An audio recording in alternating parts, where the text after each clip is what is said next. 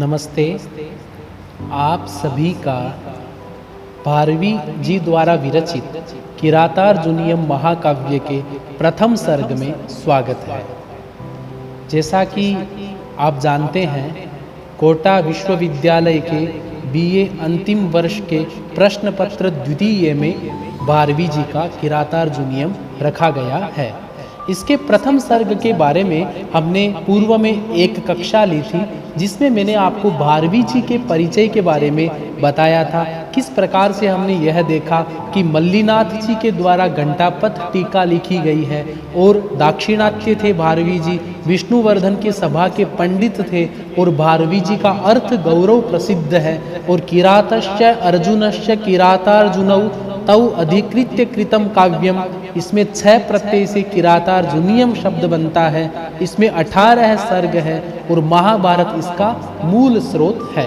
यह तो हमने इस महाकाव्य के जानकारी के रूप में पढ़ा था। उसके बाद में हमने देखा था कि युधिष्ठिर है जो पांडवों में सबसे ज्येष्ठ है, वह गुप्तचर है, उसका नाम है वनेचर। उसको दुर्योधन की राज्य व्यवस्था जानने के लिए उसके पास भेजता है। वह वनेचर पुनः आ जाता है और 5 श्लोकों में हमने यह देखा किस प्रकार से वो जो वनेचर है वो उस दुर्योधन की जो व्यवस्था है उसके बारे में वर्णन करता है। वर्णन करने से पहले वह युधिष्ठिर को प्रणाम करता है। प्रणाम करके बोलता है, जो सत्य होगा मैं आपके सामने निवेदन करूंगा। मैं ऐसा नहीं हूं कि आपको असत्य या आपकी मैं प्रशंसा से आपको खुश कर सकूं या आपको प्रसन्न कर सकूं, ऐसा मेरा भाव नहीं होगा। जो जो वहाँ पे स्थिति हुई वो मैं आपके सामने निवेदन करूंगा। वंशस्थ छंद था। अब आज हम सभी किरातार्जुनीयम के प्रथम सर्ग के 6ठे श्लोक के बारे में पढ़ेंगे। प्रस्तुत है आपके सामने 6ठा श्लोक। निसर्ग दुर्बोधमबोध विक्लवाः क्व भूपतीनां चरितं क्व जन्तवः तवानुरागोऽयमवेदयन्मया निगूढतत्त्वं नयवर्त्मविद्विषाम्। इसका अर्थ क्या होता है? देखो, यह वनेचर युधिष्ठिर को कहता है। वो जो दूत था ना, दुर्योधन के पास से जाकर आता है, वो युधिष्ठिर के सामने निवेदन करता है। क्या करता है? राजाओं का चरित्र स्वभाव दुर्ज्ञेय होता है, अर्थात जानना बहुत ही कठिन काम है। राजाओं का स्वभाव कैसा होता है, फिर मेरे जैसे अज्ञानी व्यक्ति उस राजाओं के चरित्र को कैसे समझ सकते हैं? फिर भी दुर्योधन आदि शत्रुओं के गूढ़ रहस्य से पूर्ण नीति मार्ग को जाना है। इसमें मेरा कोई बुद्धि कौशल नहीं है, यह तो केवल आपके ही प्रभाव का फल है। किस प्रकार से वो अपने जो उसने जाना है दुर्योधन के बारे में, उसका क्रेडिट भी युधिष्ठिर को देता है। कितनी अच्छी बात है। अब देखो, इस श्लोक में आए गए प्रत्येक पद का अर्थ हम समझते हैं। सबसे पहला पद है निसर्ग। देखो, यहाँ पे निसर्ग का अर्थ होता है स्वभावतः। निसर्ग दुर्बोधम, बोधम का अर्थ होता है जानना, और दुर्बोधम का मतलब होता है दुर्ज्ञेयम, अर्थात कठिनता से जानने योग्य। तो निसर्ग दुर्बोधम का अर्थ क्या होता है? स्वभाव से दुर्बोधम अर्थात कठिनता से जानने योग्य। उसके बाद में दुर्बोधम हो गया। दुर्बोधम में ए निकला तो अबोध विक्लवाहा बनता है। अबोध का यहाँ पर अर्थ होता है अज्ञान। विक्लवाहा का मतलब विमूढ़, अर्थात अज्ञान से विकल। यहाँ पे जो अबोध विक्लवा है यह विशेषण है वनेचर का। ठीक है, तो अबोध मतलब अज्ञान, और उसके बाद में विक्लवा का मतलब विकल, अर्थात अज्ञान से विकल। क्व का मतलब होता है ऐसा होने पर भी। भूपति नाम, अब देखो यहाँ पे जो भूपति पद है वो भू प्लस पति से बनता है, जिसका अर्थ क्या होता है? राजा होता है। भूपति नाम का मतलब क्या हो गया? राज्ञाम। ठीक है, तो राजाओं का षष्ठी बहुवचन है चरितम। उसके बाद में राजाओं का जो चरितम अर्थात जो चरित्र है वो क्वय, क्वय मतलब कुत्र अर्थात कहाँ, जंतवः। जंतवः का अर्थ होता है प्राणी, प्राणिनः अर्थात प्राणियों के, प्राणी, यहाँ पे प्राणी का बहुवचन प्राणिनः बनता है। उसके बाद में तव, तव मतलब तुम्हारा, यहाँ पे तव तुम्हारा किसको एड्रेस कर रहा है, युधिष्ठिर को कर रहा है। तव अनुभवो अयम अर्थात आपका अनुभव अर्थात प्रभाव है, आपकी महिमा है। अनुभवोयम अवेदी, अवेदी मतलब मैंने जाना, अवेदी मतलब ज्ञातम, मेरे द्वारा जो भी दुर्योधन की राज्य व्यवस्था के बारे में जाना गया। यन जो मया मतलब मेरे द्वारा, मया का मतलब वनेचरेण निगूढ़ तत्वम। अब देखो क्या है यहाँ पे, निगूढ़ का मतलब होता है गूढ़ रहस्यों वाला, तत्व अर्थात जो स्वरूप है वो। नय वर्तम, नय का मतलब होता है नीति, वर्तम बोलते हैं मार्ग को, वर्तम नया शब्द है जिसका अर्थ होता है मार्ग, अर्थात जो दुर्योधन का जो नीति मार्ग है वो। उसके बाद में विद्विषाम, यहाँ पे विद्विषाम का अर्थ होता है शत्रुणाम, शत्रु की बहुवचन विद्विषाम होता है। इस प्रकार से इसका अर्थ क्या हो गया कि राजाओं का जो चरित्र है वो स्वभाव से बड़ा कठिनता से जाना जा सकता है कि राजाओं का वास्तविक चरित्र क्या है।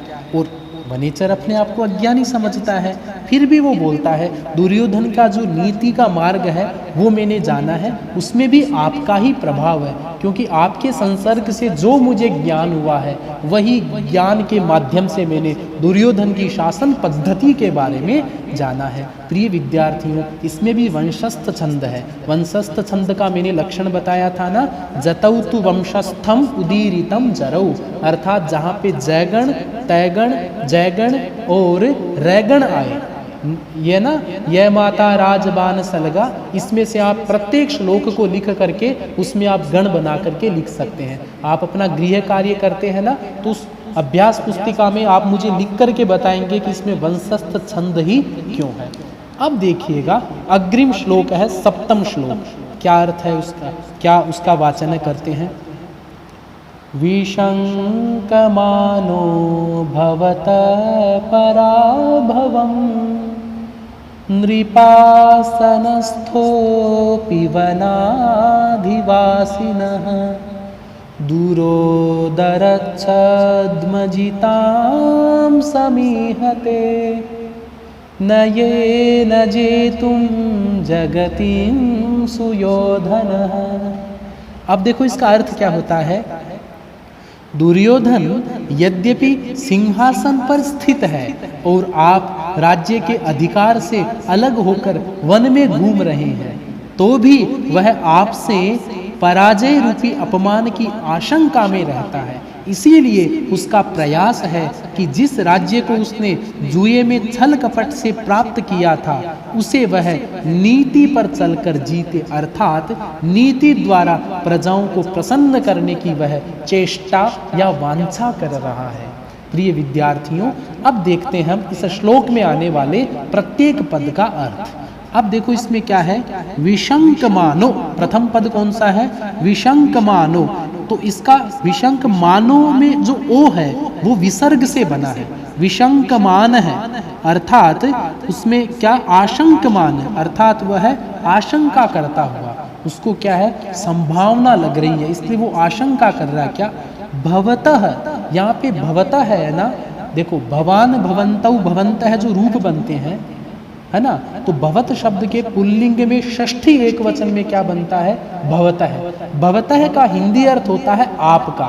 जैसे आप संस्कृत में पूछोगे ना व्हाट इज योर नेम, तो पूछेंगे भवतः नाम किम, है ना, भवतः ग्रामः कः, तो भवतः पुल्लिंग के लिए होता है आपका। अब यहाँ पे आपका कौन है, युधिष्ठिरस्य, तो भवतः का मतलब युधिष्ठिरस्य।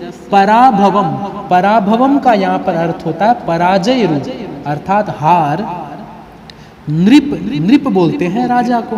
उसके बाद नृप आसनस्थोपि, नृप प्लस आसन में यहाँ पे सवर्ण दीर्घ संति हो रखी है, अर्थात राजा के आसन पर स्थ मतलब बैठा हुआ, अपि मतलब भी, अर्थात राज्य राजा के आसन पर बैठा हुआ भी वनाधिवासिनः, वन मतलब वन में, अधिवासिनः मतलब निवास करने वाले, अर्थात आप है, आप कौन है, वनाधिवासी है ना, वनाधिवासी वनाधिवासिनौ वनाधिवासिनः, अर्थात वन में निवास करने वाले आप। उसके बाद में दूरोदर, यहाँ पे दूरोदर का यहाँ पर अर्थ होता है द्यूत, जो जुआ शब्द होता है ना उसको क्या बोलते हैं, दूरोदर।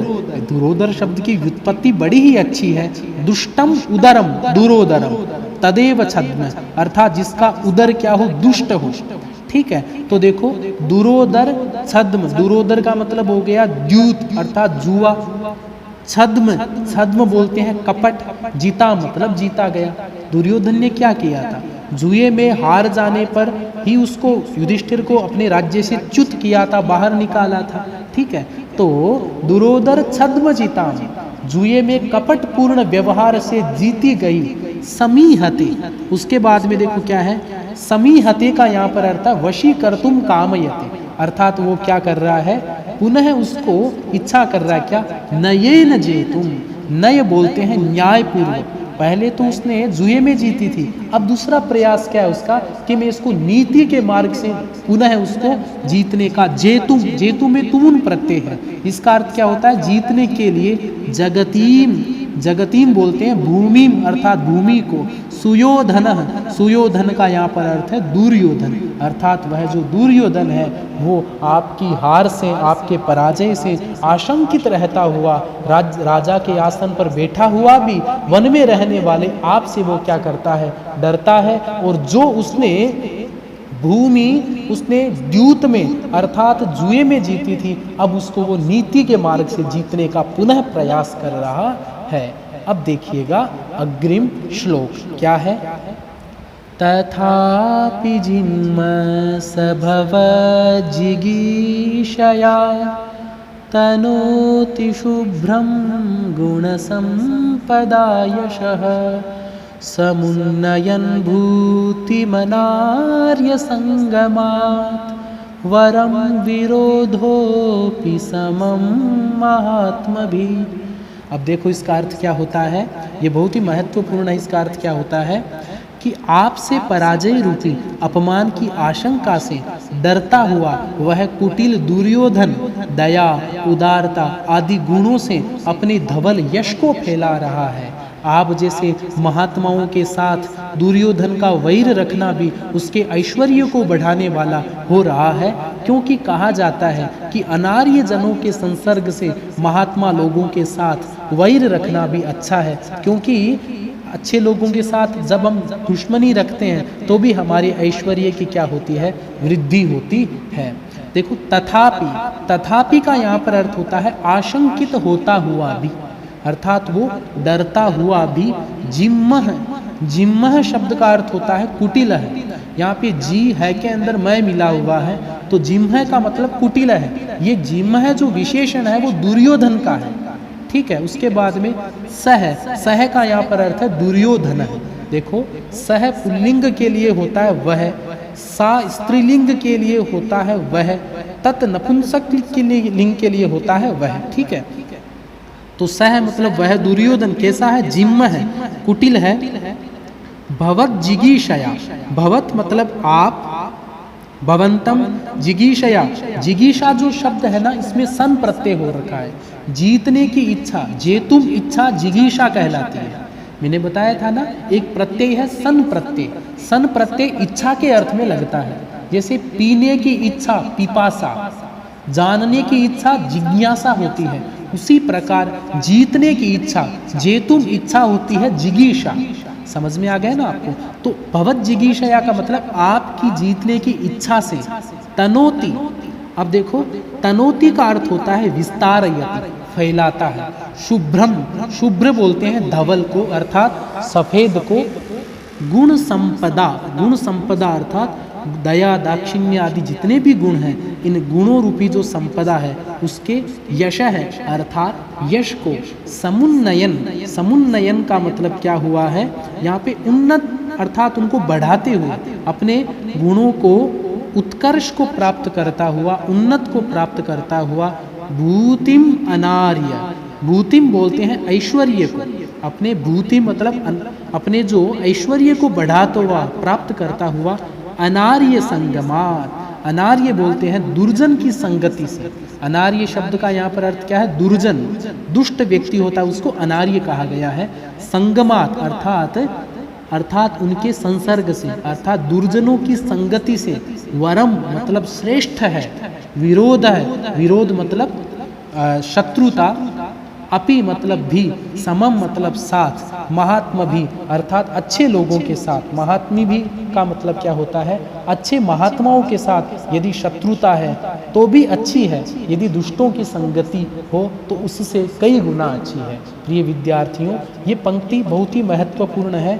समुन्नयम भूतिम अनार्य संगमात वरम विरोधोपि समम महात्मा भी। अर्थात दुष्ट लोगों के साथ में रहने से तो अच्छा है कि महात्माओं के साथ बैर हो, क्योंकि महात्माओं के साथ यदि किसी के साथ शत्रुता होती है तो वह व्यक्ति महात्मा को जीतने का प्रयास करता है। महात्मा को जीतने का प्रयास करने के चक्कर में वो महात्मा के गुणों को भी प्राप्त कर लेता है और उनसे भी अत्यधिक गुणों को प्राप्त करता है, जिससे क्या होता है? उसकी जो महात्मा के साथ जो शत्रुता है वह उसके यश को, उसके गुणों को क्या करती है? बढ़ा देती है। इस प्रकार से आज हम सभी ने युधिष्ठिर और जो वनेचर है, इन दोनों के बीच में जो संवाद है वो हम सभी ने देखा। किस प्रकार से वनेचर युधिष्ठिर के सामने यह बताता है कि वो मैं दुर्योधन के बारे में मैंने जो कुछ भी जाना है, निगूढ़ तत्व जाने हैं, वो आपके ही अनुभव, आपके ही प्रभाव के कारण मैंने जाना है, क्योंकि मैं तो अज्ञानी हूँ। अज्ञानी के लिए मुश्किल है राजाओं के चरित्र को जानने के बारे में। उसके बाद में वह कहता है, दूसरे 7वें श्लोक में कहता है कि वह आपके पराजय से डरा हुआ, वह पहले जो जुए में जो जमीन जीती थी उसको अब नीति के मार्ग में जीतने का प्रयास कर रहा है। उसके बाद में कहता है आपके साथ बैर रखने से उसका तो लाभ ही हो रहा है, उसका यश चारों तरफ फैल रहा है, क्योंकि दुष्ट संगति से अच्छा है महात्माओं के साथ बैर हो। महात्माओं के शत्रुता के कारण व्यक्ति अपने जीवन को और अत्यधिक उन्नत बना लेता है। प्रिय विद्यार्थियों, आज के लिए इतना ही। पुनः हम जो बचे अवशिष्ट जो श्लोक है उनके बारे में और उनकी व्याख्या के बारे में पढ़ेंगे। अस्तु, धन्यवाद।